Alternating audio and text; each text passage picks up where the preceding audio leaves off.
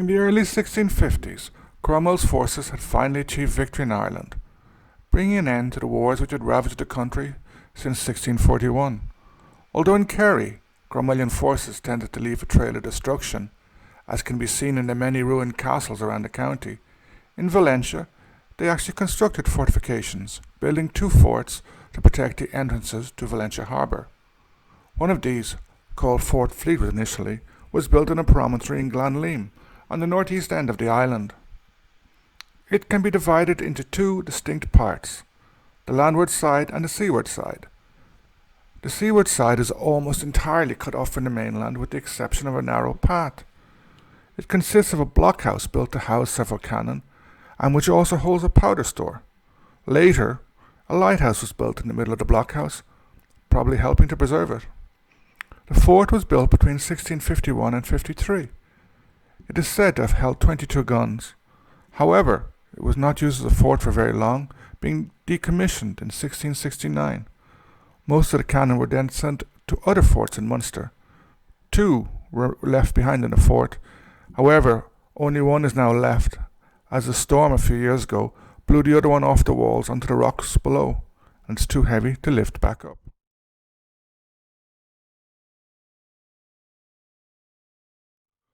The blockhouse is quite well preserved.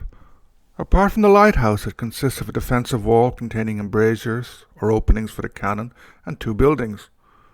One of these buildings is now serving as an exhibition room. It has two windows which were apparently gun embrasures. The other building was a powder magazine and can be visited. The wall is 2 meters thick and has a geometrical shape beloved of military architects of the 17th century, forming what was called a demi-bastion, or an artillery platform. In the wall are 6 gun embrasures, although these are now blocked off.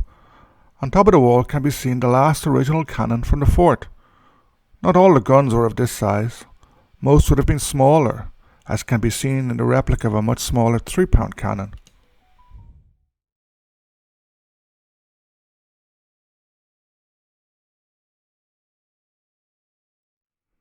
The landward part of the fort is very different. Although it is now surrounded by a wall built in the 19th century, originally the landward defences consisted of clay embankments. Lacking the beauty and splendour of castles, these embankments were nonetheless quite a formidable form of defence against artillery.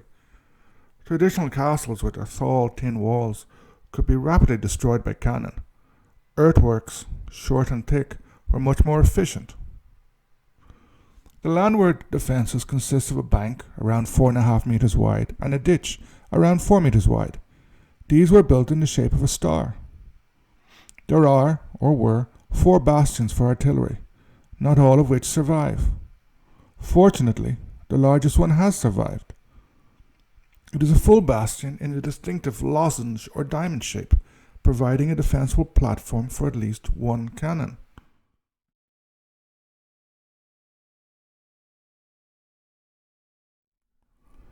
These defences would have been formidable, with the garrison being well protected. Interestingly, in the 19th century, probably when the lighthouse was being built, the current wall was constructed. It seems to have been placed at the end of the ditch. Despite being unoriginal, the walls help to highlight, and indeed preserve, the original star shape of the fort, and give an idea of where the bastions were. Finally, it is worth noting that inside these defences is a large standing stone.